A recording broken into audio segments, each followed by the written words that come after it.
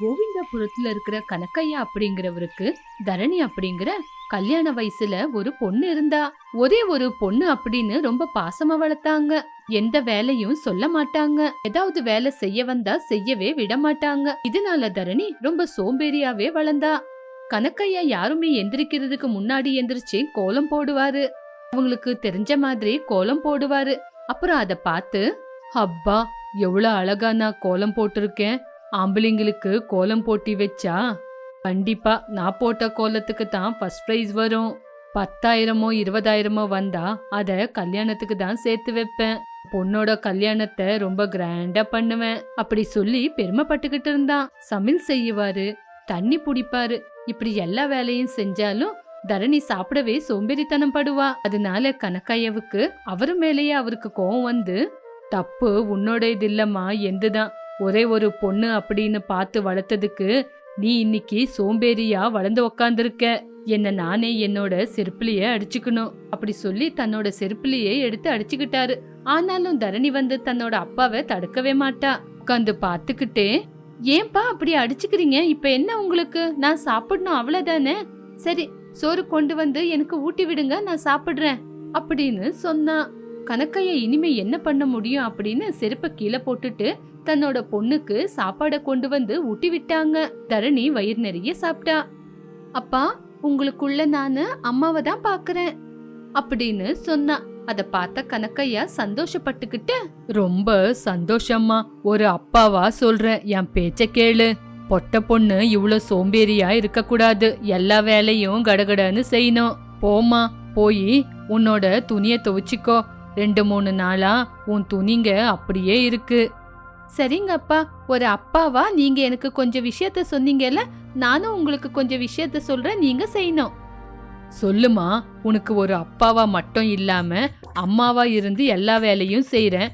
சொல்லு, என்ன செய்யணும்?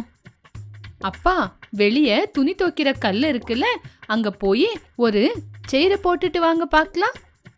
எதுக்குமா? போட்டுட்டு வாங்கப்பா. இப்பதானே சொன்னீங்க நான் சொன்னது செய்வேன்னு. போய் செஞ்சுட்டு வாங்க பாக்கலாம்.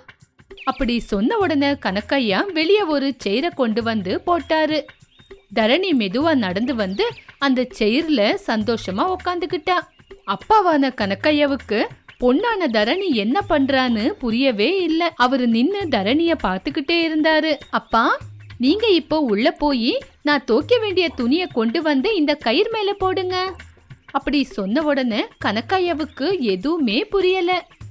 அப்பா, இதுல சொல்றதுக்கு ஒண்ணுமே இல்ல. என்னோட துணிய நானே துவைச்சுக்கிறேன். நீங்க எனக்கு கொஞ்சம் உதவி பண்ணுவீங்க, அவ்வளவுதான். போங்கப்பா, உள்ள போய் துணிய கொண்டு வந்து இங்க வைங்க அப்படி சொன்ன உடனே கனக்கையா உள்ள போய் துணிய கொண்டு வந்து அங்க இருக்கிற கயிறு மேல போட்டாரு. அப்பா, இப்ப அந்த தண்ணி பைப்ப என்கிட்ட கொண்டு வந்து கொடுங்க. தண்ணி பைப்பா? எதுக்குமா அது? ஐயோ அப்பா, கொண்டு வந்து கொடுங்கன்னு கொடுங்க. அப்படி சொன்ன உடனே கனக்கையா போய் பைப்பை கொண்டு வந்து கொடுத்தாரு. தரணி அந்த பைப்பை கையில புடிச்சுக்கிட்டு, அப்பா, இப்ப நீங்க உடனே போய் பம்பு போடுங்க அப்படி சொன்ன உடனே கனக்கையா போய் பம்பு போட்டாரு. பைப்ல இருந்து தண்ணி வந்துகிட்டு இருந்துச்சு. தரணி பைப்பு தண்ணிய துணி மேல ஊத்திக்கிட்டு இருந்தா. அத பார்த்த கனக்கையா தன்னோட மகளோட புத்திசாலித்தனத்தை பார்த்து எதுவுமே பேசாம நின்னு பாத்துக்கிட்டு இருந்தாரு. பாத்தீங்களாப்பா, துணி துவைக்கிறது, அத காய போடுறது ஒரே தடவை ஆயிப்போச்சு. இப்ப என்னப்பா பண்ணணும்? பொண்ணு கேட்ட கேள்விக்கு அப்பா பதில் சொல்லிக்கிட்டு இருக்கும்போது அங்க ஆனந்தா புரோகிதர் வந்தாரு. ஐயா கனக்கையா, உங்க பொண்ணுக்கு ஒரு நல்ல வரனை பார்த்துட்டு வந்திருக்கேன். உள்ள வாங்க, உக்காந்து பேசலாம். இங்க பாருங்க புரோகிதரே, இப்ப நான் உள்ள வரமாட்டேன், நான் துணி துவைச்சுக்கிட்டு இருக்கேன் அப்படி சொன்ன உடனே ஆனந்தா புரோகிதரு தரணி துணி துவைக்கிறத பார்த்து, பரவாயில்ல தரணிமா, உன்னோட சோம்பேறி புத்திசாலித்தனம் ரொம்ப நல்லா இருக்கு. உன்ன மாதிரி இது வரைக்கும் யாருமே துணி துவைச்சிருக்க மாட்டாங்க அப்படி பெருமையை பத்தி பேசின உடனே தரணி வெக்கப்பட்டுக்கிட்டு, ரொம்ப நன்றி புரோகிதரே அப்படி சொன்ன உடனே புரோகிதரு தலைமையில அடிச்சுக்கிட்டாரு. கனக்கையா, வீட்டுக்குள்ள வாங்க, நான் வீட்டுக்குள்ள போறேன் அப்படி சொல்லி அங்கிருந்து வீட்டுக்குள்ள வந்தாரு. கனக்கையா புரோகிதரு பின்னாடியே வீட்டுக்குள்ள வந்தாரு. ஆனந்தா புரோகிதரு மாப்பிளைய பத்தி எல்லா விஷயத்தையும் எடுத்து சொன்னாரு. கனக்கையா இப்படி ஒரு நாள் மாப்பிள்ளை வீட்டுக்கார வர சொன்னாரு. ஆகாஷ் பொண்ண பார்த்தான். பொண்ண பார்த்து ரொம்ப சந்தோஷப்பட்டான். நான் நினைச்ச மாதிரி பொண்ணு ரொம்ப அழகாதான் இருக்கா. பொண்ணு எனக்கு பிடிச்சிருக்கு. தரணிக்கும் என்ன பிடிச்சிருந்தா மேல்கொண்டு விஷயத்த பேசலாம். தம்பி ஆகாஷ், என் பொண்ண பத்தி தெரியுமாமா? உங்க பொண்ணுக்கு கொஞ்சம் சோம்பேறித்தனம் அதிகம்னு ஆனந்த புரோகிதர் சொல்லிருக்காரு. நான் அழகா இருக்கிற பொண்ணை தான் கல்யாணம் பண்ணிக்கணும்னு இருந்தேன். உங்க பொண்ணு ரொம்ப அழகா இருக்கா. அப்படி சொன்ன உடனே ஆகாஷோட அம்மா அன்னபூர்ணா நடுவுல வந்து, சோம்பேறி அப்படின்னு அவரே சொல்றாருலப்பா, அப்படியா இருந்தா அந்த பொண்ணு வேண்டாம். சோம்பேறியா இருந்தா நம்மளுக்கும் கஷ்டம், அப்புறம் எல்லாருமே கஷ்டப்பட வேண்டியதா இருக்கும். அம்மா, நீங்க கவலைப்படாதீங்க. தரணி கல்யாணமாயி நம்ம வீட்டுக்கு வந்ததுக்கு அப்புறம் சரியாயிடுவா. எல்லாத்தையுமே நான் பாத்துக்கிறேன். தரணி பார்க்க ரொம்ப அழகா இருக்கா. மத்த விஷயத்த எல்லாம் நான் பாத்துக்கிறேன் அப்படின்னு சொன்னா ஆகாஷ். அவனை பார்த்து தரணி தனக்குள்ள தானே இப்படி சொல்லிக்கிட்டா. மாமியார் வீட்டுக்கு போனதுக்கு அப்புறம் என்னோட சோம்பேறித்தனத்துக்கு பேட் டேஸ் வரும்னு யோசிச்சேன். கல்யாண விஷயத்த பத்தி பேசுனதுல இருந்து அதையே யோசிச்சுக்கிட்டு இருந்தேன். ஆனா என்னோட அழக பார்த்து கல்யாணம் பண்ணிக்கிறேன்னு வந்திருக்காரு. இதுக்கப்புறம் எனக்கு என்ன? ஆகாஷுக்கிட்ட என்னோட அழக காட்டியே எல்லா வேலையும் செய்ய வச்சுக்கிறேன் அப்படின்னு ஒத்துக்கிட்டா. ஆனந்த புரோகிதரு டைமை வேஸ்ட் பண்ணாம பொண்ணு வீட்லயும் பையன் வீட்லயும் எல்லா விஷயத்த பேசி முடிச்சாரு. தரணிக்கும் ஆகாஷுக்கும் கல்யாணம் செஞ்சாங்க. தரணி மாமியார் வீட்டுக்கு போனா. மாமியாரான அன்னபூர்ணா புது மருமக கொஞ்சம் சோம்பேறித்தனம் அதிகம் அப்படின்னு எல்லா விஷயம் தெரிஞ்சு கொஞ்ச நாள் அவங்களே வேலை செஞ்சாங்க. தரணி கொஞ்சம் கூட மாறவே இல்ல அப்படின்னு அன்னபூர்ணா தம்பதிங்க காசிக்கு போயிட்டாங்க. அதனால ஆகாஷ் சந்தோஷப்பட்டுக்கிட்டு ஒர்க் ஃப்ரம் ஹோம் அப்படின்னு வீட்லயே இருந்தான். ஆகாஷுக்கு அப்ப தெரிஞ்சிச்சு உண்மையான விஷயம் என்னன்னு. ஷிங்க்ல பாத்திரங்க அப்படியே இருந்துச்சு. வாஷிங் மிஷினுக்கிட்ட துணியும் அப்படியே இருந்துச்சு. தரணி, தரணி அப்படி கூப்பிட்ட உடனே ரொம்ப நிதானமா தரணி ஆகாஷுக்கிட்ட வந்தா. ஆனா ஆகாஷ் கோவமா பேசாம, நம்ம 2 பேரும் ஆடிக்கிட்டே பாடிக்கிட்டே வீட்டு வேலை செய்யலாமா? எனக்கு பாடவும் தெரியாது, ஆடவும் தெரியாது, வேலை சுத்தமா தெரியாது. அப்படி இல்ல தரணி, எந்த வேலை செஞ்சாலும் 2 பேரும் சரிசமமா செய்யலாம். அப்பதான் 2 பேருக்கும் எந்த பிரச்சனையும் வராது. சரி. நான் இப்போ ஷிங்க்ல இருக்கிற பாத்திரத்தை தேய்ச்சி தருவேன், நீ கழுவணும். சரிங்க, முதல்ல நீங்க தேய்ச்சி கொடுங்க, அதுக்கப்புறம் நான் கழுவுறேன். அப்படி சொன்ன உடனே ஆகாஷ் தரணி கிட்ட பேசிக்கிட்டே பாத்திரத்தை தேய்ச்சான். தரணி, நான் இப்போ தேய்ச்சிட்டேன், நீ இப்போ கழுவணும். ஏன் அழக பார்த்து நீங்க மிச்ச வேலையும் செய்யலாம்ல? அப்படி சொன்ன உடனே ஆகாஷ் சந்தோஷப்பட்டுக்கிட்டு தேய்ச்ச பாத்திரத்தை அவனே கழுவுனா. தரணி கூட சந்தோஷப்பட்டா. பாத்திரம் எல்லாம் கழுவி முடிச்ச உடனே, அப்பா நீங்க எவ்வளோ நல்லவரு அப்படி சொன்ன உடனே ஆகாஷ் ரொம்ப சந்தோஷப்பட்டான். நான் இப்போ வாஷிங் மிஷின்ல இருக்கிற துணிய துவைச்சிடுவேன். அதுக்கப்புறம் நீ அதை கொண்டு போய் காய போடணும், சரியா? கிச்சன்ல கூட நீங்க தான் முதல்ல வேலை செய்ய ஆரம்பிச்சீங்க. இங்க கூட நீங்க தானா? இல்ல, நான் தான் இப்ப துணிய வாஷிங் மிஷின்ல போடுவேன். சரி தரணி, நீயே கீழே இருக்கிற துணியை எடுத்து வாஷிங் மிஷின்ல போடு. அப்படி சொன்ன உடனே தரணி பக்கெட்ல இருக்கிற துணிய பார்த்து, ஐயோ இப்ப கீழே குனியணுமே, என்னால எப்படி முடியும் அப்படி யோசிச்சுக்கிட்டே தன்னோட புருஷனை பார்த்து, புருஷன் பேச்ச கேட்கணும்னு பார்வதி சித்தி சொன்ன வார்த்தை இப்பதாங்க ஞாபகத்துக்கு வந்துச்சு. நீங்க என்னோட புருஷன் இல்ல, உங்க பேச்ச நான் கேக்குறேன், கேப்பங்க. நீங்களே துணிய மிஷின்ல போடுங்க, நான் அதை கொண்டு போய் காய போடுறேன். அப்படி சொன்ன உடனே ஆகாஷ் சிரிச்சுக்கிட்டு துணிய கொண்டு வந்து வாஷிங் மிஷின்ல போட்டான். மிஷினை ஆன் பண்ணான். இப்படி 2 பேரும் உக்காந்து 1/2 மணி நேரமா சந்தோஷமா பேசிக்கிட்டு இருந்தாங்க. மிஷின் கூட ஆஃப் ஆச்சு. தரணி, சரி எந்திரிச்சு கிளம்பு, கொண்டு போய் துணிய காய போடு. போடணுமா? கண்டிப்பா போடணும். எனக்கு உங்க பேச்ச கேட்கணும் தான் இருக்கு, ஆனா என்னோட அழகு. இப்படி தரணி சொல்லி முடிக்காங்கட்டியும் ஆகாஷ் நடுவுல பேசி, வேண்டாம் தரணி, நானே செய்றேன். இப்படி ஆகாஷ் துணியை வெளியே கொண்டு வந்து காய போட்டான்.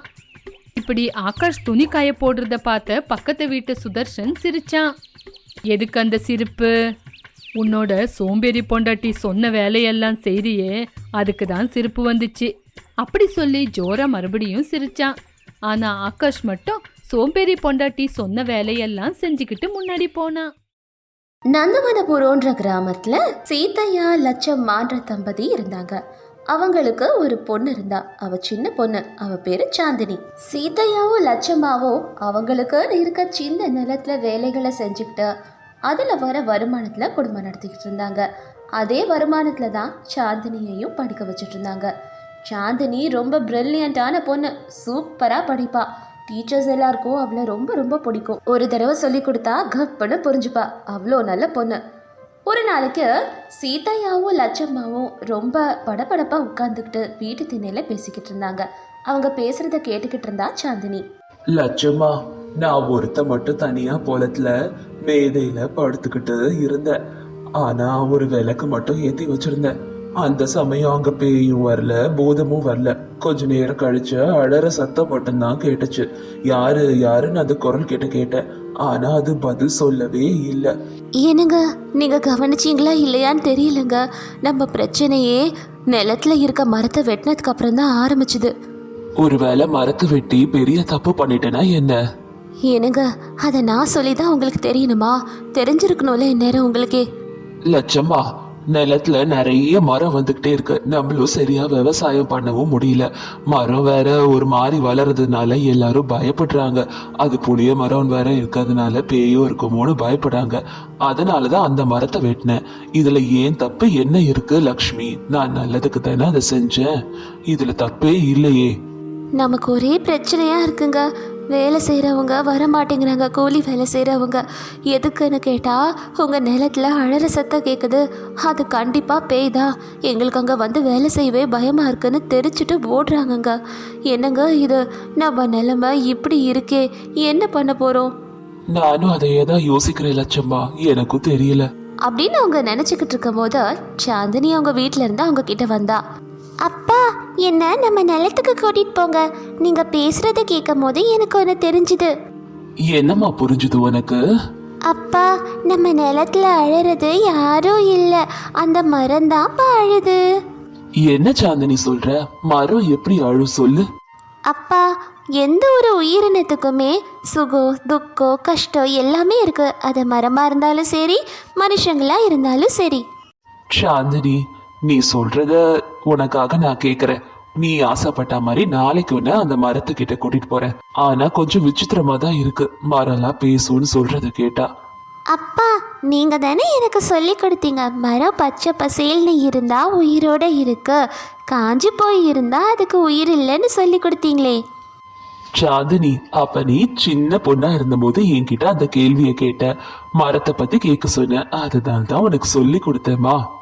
அப்பா, நீங்கள் என்ன சொன்னாலும் நீங்கள் சொல்லி கொடுத்தது உண்மைதான்.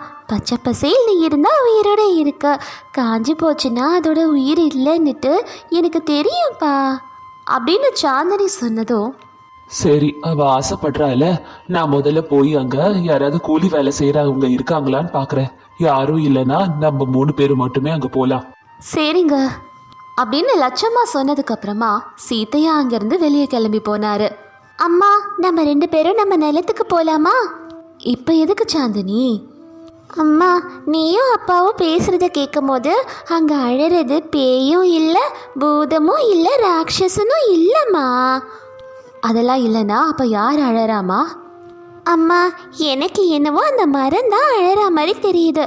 ஒரு தடவை அங்கே போனால் நான் அந்த மரத்துக்கிட்ட பேசுகிறேம்மா, ப்ளீஸ்.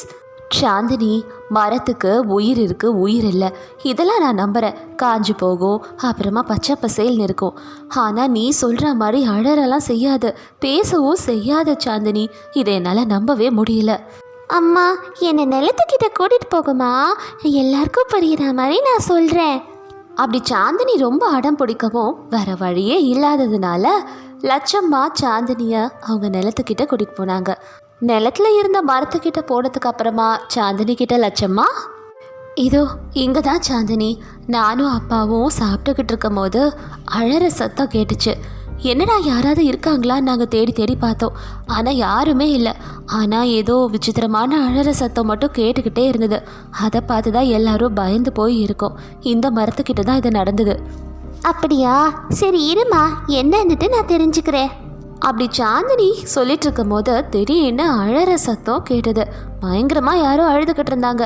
அதை பார்த்து பயந்த லட்சம்மா, கேட்டியா சாந்தினி, யாரோ அழற சத்தம் கேட்குது? ஆமாம்மா, எனக்கு கூட அழற சத்தம் கேட்குது அப்படி சொல்லிட்டு சாந்தினி மரத்துக்கிட்ட போய் மரத்து மேலே கை வச்சு, அழகான மரமே, எனக்கு நீ தான் அழறன்னுட்டு நல்லாவே புரியுது, ஆனால் எதுக்கு அழறன்னு தெரியலையே, சொல்லு. சாந்தினி அப்படி சொன்னதுக்கு அப்புறமா மரத்துக்கு முகங்கள் வந்தது. அதோட கண்கள்ல இருந்து கண்ணீர் வந்தது. இதை பார்த்து ஆச்சரியப்பட்டாங்க லட்சம்மா. அழாத மரமே, நான் தான் வந்துட்டேல, உன் கஷ்டம் எல்லாத்தையும் என்கிட்ட சொல்லு அப்படின்னு சாந்தினி சொன்னோன்னே மரத்துக்கு சந்தோஷமா இருந்தது. கண்ணீரை நிப்பாட்டுச்சு. ரொம்ப ரொம்ப நன்றி நண்பி, எனக்கு இப்படி என் பிரச்சனையை கேட்க யாரோ இருக்காங்கன்னு நினைக்கும் போதே சந்தோஷமாக இருக்கு. நான் அழறத கேட்டு என் பிரச்சனையை கேட்க வந்திருக்கியே. சொல்லு மரமே, உன் பிரச்சனை என்னையோ அதை கண்டிப்பாக நான் தீர்த்து வைக்கிறேன். இந்த நிலத்தில் என்ன மாதிரி நிறைய மரங்கள் இருந்தது. நானும் அந்த மரங்களும் சகோதரிகள் சகோதரர்கள் மாதிரி பழகுவோம். நிறைய கதைகளை பேசுவோம். எங்கள் நேரம் இப்படி தான் நாங்கள் கழிச்சுக்கிட்டு இருந்தோம். ஆனால் இப்போ பாரு, நான் எவ்வளோ தனியாக ஆயிட்டேன்னு அப்படின்னு அந்த மரம் சொல்லிட்டு அழ ஆரம்பிச்சுது. சாந்தினிக்கு பாவமாக இருந்தது. இப்போ நீயே சொல்லு, நான் தனியாக இருக்கேன். இனிமேல் நான் யாரு கூட கதை பேசுவேன், யாரு கூட சந்தோஷமாக இருப்பேன்? ஒரே குடும்பம் மாதிரி எல்லாரும் இருந்தோம். என் குடும்பத்துக்கிட்ட இருந்து என்னை பிரித்து வச்சது யாரு? உன் நிலைமை எனக்கு புரியுது மரமே. ஆனால் என் அப்பா வேணும்னே எதையும் செய்யலை. என் அப்பா ரொம்ப நல்லவர், உயிரை மதிக்கிறவர். எந்த ஜீவராசியாக இருந்தாலும் ரொம்ப ரொம்ப மதிப்பார். அவர் ஏதோ நல்லதுக்கு நினச்சி தான் பண்ணியிருக்காரு. அப்படியா? ஆனால் எனக்கு என்ன கோவம் வந்தாலும் உங்கள் அப்பா மேலே நான் காட்டினதே இல்லை தெரியுமா? தினமும் நிறைய கூடு கட்டும் காக்காலாம் வந்து அதை விரட்டினதில்லை. எனக்கு கோவம் இருந்திருந்தா உங்கள் அப்பா மேலே ஒரு பழத்தை தூக்கி போட்டிருப்பேனே, அதை கூட நான் பண்ணல தெரியுமா? ஏன்னு உனக்கு தெரியும்னு நினைக்கிறேன். தெரியும் மரமே, நீ என்ன இருந்தாலும் ஒரு அம்மா தான். அம்மாக்கு எல்லாரையும் அரவணைச்சிட்டு போகிறது தான் தெரியும். யார் மனசையும் புண்படுத்துறது தெரியாதுல்ல. இவ்வளோ சின்ன வயசில் உனக்கு இவ்வளோ பெரிய மனசா? மரமே, இப்போ உன் குடும்பத்தை நீ இழந்திருக்க எனக்கு புரியுது. ஆனால் போன மரத்தை என்னால் கொண்டு வர முடியாது. புதுசாக உனக்கு நிறைய குடும்பங்களை நான் கொடுக்குறேன். என்னை நம்பு, நீ உன் குடும்பத்தை திரும்ப பெறுவ அப்படின்னு சாந்தினி சொன்னதும் அந்த மரம் ரொம்ப ரொம்ப சந்தோஷப்பட்டுச்சு. அதுக்கப்புறம் சாந்தினியும் லட்சம்மாவும் வீட்டுக்கு போனாங்க. சாந்தினி நிறைய மரக்கன்றுகளை வாங்கிட்டு வந்து அந்த பெரிய மரம் பக்கத்துலேயே நட்டு வச்சா. தினமும் ஸ்கூலுக்கு போகிறது, மரத்துக்கு தண்ணி ஊற்றுறது, செடிகளுக்கு தண்ணி ஊற்றுறது, மரத்தோட பேசுறதுன்னு அவன் நாட்களை கழிச்சுக்கிட்டு இருந்தா. மரமும் சந்தோஷமாக இருந்தது. சீதையாவும் தான் செஞ்ச தப்புக்காக மரத்துக்கிட்ட தினமும் மன்னிப்பு கேட்டார். அதுக்கு பூஜை கூட செஞ்சார். அவர் அந்த மரத்தையும் மற்ற மரத்தையும் ரொம்ப நல்லா பார்த்துக்கிட்டாரு. திருடங்க கூட வராமல் அவ்வளோ ஜாக்கிரதையாக பார்த்துக்கிட்டாரு. எல்லா மரங்களையும் தினமும் அவரும் தண்ணி ஊற்றினார். வருடங்கள் கடந்தது. சாந்தினி பெரிய பொண்ணு ஆனா இப்போ சிட்டியில் படிச்சுக்கிட்டும் இருக்கா. அப்பப்போ வந்து தினமும் அந்த மரத்துக்கிட்ட பேசிக்கிட்டும் இருப்பா. மரமும் பெரிய மரமாக ஆச்சு. அதுக்கு கூட சேர்ந்து மற்ற மரக்கன்றுகளும் பெருசாச்சு. அந்த பெரிய மரம் மற்ற மரங்களோட கதைகள் பேசி சந்தோஷமாக இருந்துட்டு இருந்தது. மரம் தங்கச்சி, நான் சொல்கிறத கொஞ்சம் கேளேன். சொல்லுங்கக்கா. நமக்காக அந்த சாந்தினி பொண்ணு ரொம்ப கஷ்டப்பட்டிருக்கா. வெயில் காலம் வந்த போது ரொம்ப தூரத்துலேருந்து தண்ணி எடுத்துகிட்டு வந்து ஊற்றிருக்கா. ஆமாக்கா, இப்போ நம்ம என்னக்கா பண்ணுறது அவளுக்காக? நம்மளை நல்லா பார்த்துக்கிட்ட சாந்தினிக்காக நம்ம ஏதாவது பண்ணணுமா? ஆமாக்கா, என்ன பண்ணலான்னுட்டு நீங்களே சொல்லுங்கக்கா. நானும் அதையே தான் யோசிச்சுக்கிட்டு இருக்கேன் தங்கச்சி அப்படின்னு அந்த மரங்கள் பேசிக்கிட்டு இருக்கும் போது அதுங்க பேசுறத கேட்ட சீதையா, அம்மா மரமே, நான் செஞ்ச தப்புக்காக 17 வருஷமா நான் எந்த தப்பும் செய்யாம உன்னை நல்லா பார்த்துக்கிட்டேன்னு நினைக்கிறேன். இப்போ எனக்கு நிறைய கடமைகள் இருக்கு. என் பொண்ணு சாந்தினிக்கு கல்யாண வயசாயிடுச்சு. கண்டிப்பா சீதையா, இந்த இவ்வளோ வருஷமா நீயும் சாந்தினியும் எவ்வளவோ கஷ்டங்கள் வந்தபோது கூட எங்களை ரொம்ப அன்பாவோ அக்கறையாவோ பார்த்துக்கிட்டீங்க. உங்களுக்கு நாங்கள் ரொம்ப ரொம்ப நன்றி கடமைப்பட்டிருக்கோம். நாங்கள் சாந்தினிக்கு கல்யாணம் பண்ணுறோம் அப்படின்னு அந்த மரம் சொல்லிக்கிட்டு இருக்கும்போது சாந்தினி அங்கே வந்தா. அந்த மரமும் மற்ற மரமும் சாந்தினியை பார்த்து ரொம்ப சந்தோஷப்பட்டதுங்க. வந்துட்டியா சாந்தினி எங்களை பார்க்குறதுக்கு? அது எப்படி நான் உங்களை பார்க்காம போவேன்? உங்களை பார்க்க தான் வந்திருக்கேன். அப்போ அந்த மரம் சாந்தினிக்கு ஒரு மாய பழத்தை கொடுத்துச்சு. சாந்தினி ஆச்சரியமா பார்த்து, அட எனக்கு எதுக்கு இந்த பழம் மரமே? இந்த பழம் உன்னோட கல்யாணத்துக்கு எங்களோட பரிசு. எங்களால் தான் நடந்து உன் கல்யாணத்துக்கு வர முடியாதே, அதான் எங்களோட நன்றியை இந்த பழம் மூலயமா நாங்கள் சொல்கிறோம். ஆனால் இதுக்கு ஆசைப்பட்டு நான் உங்களை பார்க்க வரல. அப்படி இல்லை சாந்தினி, இந்த பழத்தை நாங்கள் என் திருப்திக்காக தான் உன்கிட்ட கொடுத்துருக்கோம். இதை சாப்பிடு, எங்கள் ஆசீர்வாதம் எல்லாம் உனக்கு என்னைக்கும் இருக்கும் சாந்தினி. ரொம்ப ரொம்ப நன்றி மரமே. அப்படி சொல்லிட்டு சாந்தினி அங்கேருந்து போய்கிட்டு இருக்கும்போது, நண்பர்களே, இயற்கையையும் இந்த பூமியையும் காப்பாற்றுறது நம்மளோட பொறுப்பு. ஏதோ எனக்கு இந்த சந்தர்ப்பம் கிடைச்சிது. என்னோட மரங்களை நான் சந்தோஷமாக வளர்த்துக்கிட்டு இருக்கேன். நீங்கள் என்ன மாதிரி செய்கிறீங்கன்றத கமெண்ட்டில் தெரிவிங்க. நன்றி.